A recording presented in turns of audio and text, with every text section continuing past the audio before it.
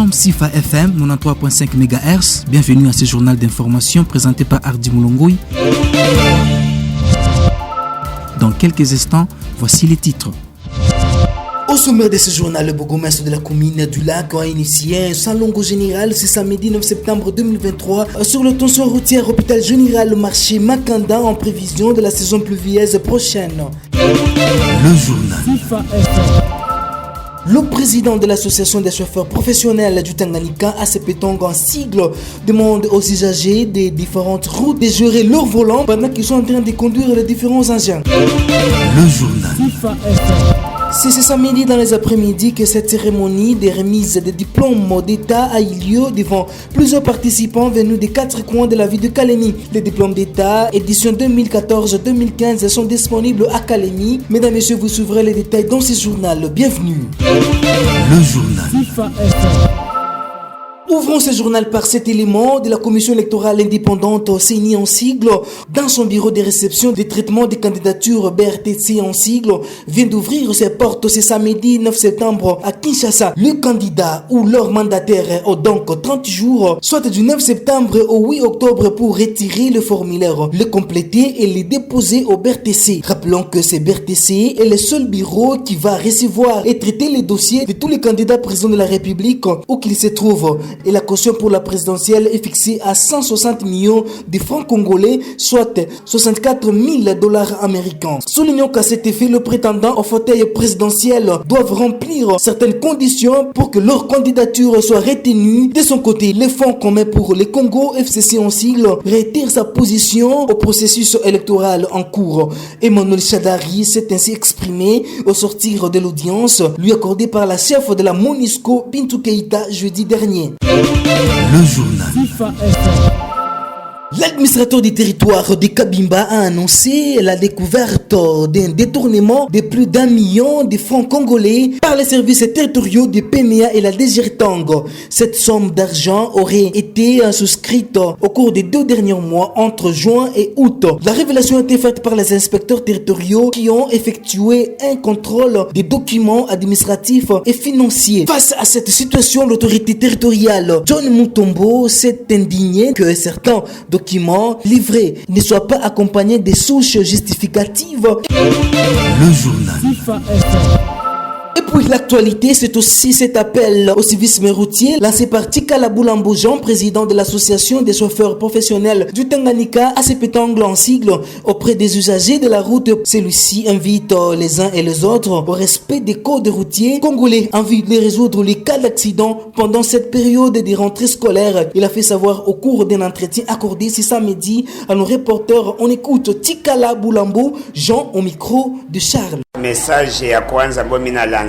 Premièrement, les chauffeurs doivent savoir qu'eux aussi sont des parents comme tous les autres parents. Pendant cette période, je les invite au respect du code de la route, qu'ils sachent que les élèves ont le droit de traverser la route en toute sécurité. Les chauffeurs doivent ralentir et réduire au maximum la vitesse ou même s'arrêter pour que les enfants traversent. La CNPR doit aussi jouer son rôle de rendre visible le marquage au sol et faciliter la traversée sur la voie publique. Le journal.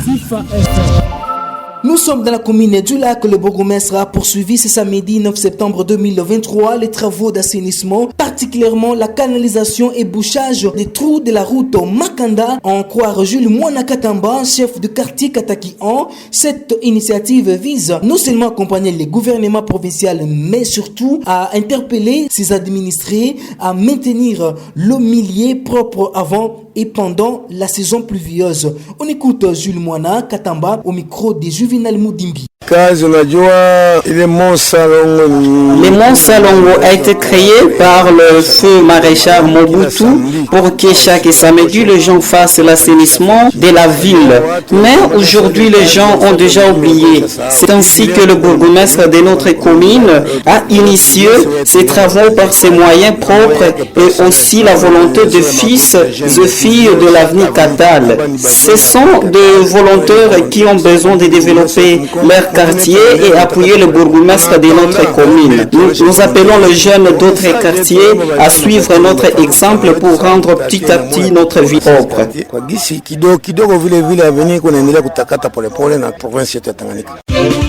Le journal.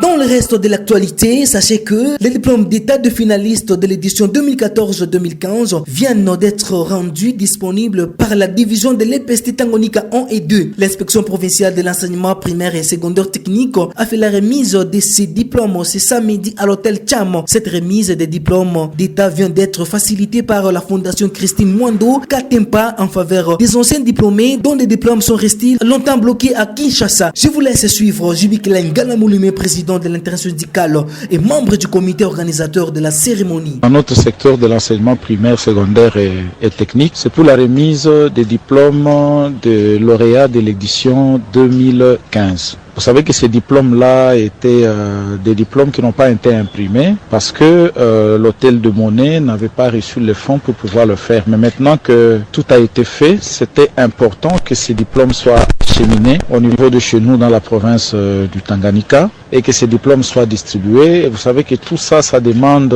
les coûts, ça demande de suivi. Pourquoi? Parce que plusieurs ont déjà terminé les études mais ne pouvaient pas accéder à leur diplôme universitaire par manque de ces diplômes d'État. Et c'est justement avec les concours de l'honorable sénatrice Christine Mwando que désormais on va avoir ces diplômes-là pour nos enfants. Et nous remercions aussi les autorités de l'EPST qui se sont investies pour faire le suivi, transmettre tous les documents officiels au niveau de l'inspection générale pour que nous puissions avoir accès à ces diplômes. Donc voilà, nous invitons tous ces candidats à se faire enregistrer de manière qu'ils aient leur diplôme directement là-bas. Le journal.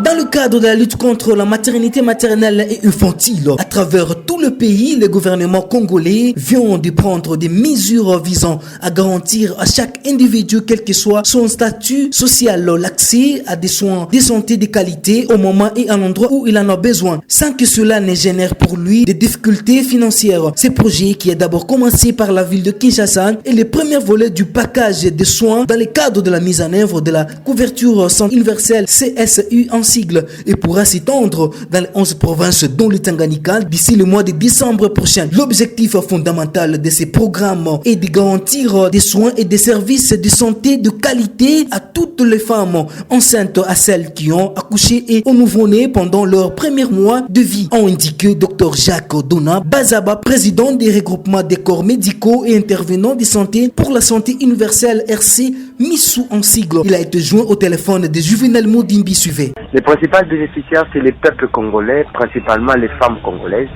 parce qu'en RDC, le pays a les taux les plus élevés de mortalité maternelle et infantile. Alors, la cause, c'est que beaucoup de femmes ne vont pas à l'hôpital à temps parce qu'ils n'ont pas d'argent. C'est pourquoi le gouvernement a libéralisé, le chef de l'État a donné cette opportunité pour que les femmes enceintes aillent à l'hôpital sans barrière financière. Comme ça, on pourra facilement agir sur cette courbe-là. D'ici la fin de l'année, nous serons dans 11 autres provinces. Donc, il y aura 11 provinces qui vont s'ajouter. Et à l'année 2024, il y aura toute la RDC, toutes les provinces de la RDC seront incluses dans ces programmes. La deuxième phase va atteindre les paquets de soins. Il y a d'autres paquets de soins qui vont intervenir pour permettre maintenant, non seulement aux femmes enceintes et aux enfants, mais à toute la population d'aller à l'hôpital sans que la barrière financière ne les empêche d'accéder aux soins. C'est vrai que les prestataires de soins sont en grève, principalement les infirmiers, mais le gouvernement est en train de s'atteler pour répondre à leurs préoccupations pour qu'il n'y ait pas cette barrière aussi au niveau des motivations des prestataires. La province du Tanganyika pourra être bénéficiée de cet avantage, ça c'est clair, et nous pensons que d'ici le mois de décembre, nous serons au Tanganyika pour sensibiliser sur cet élément.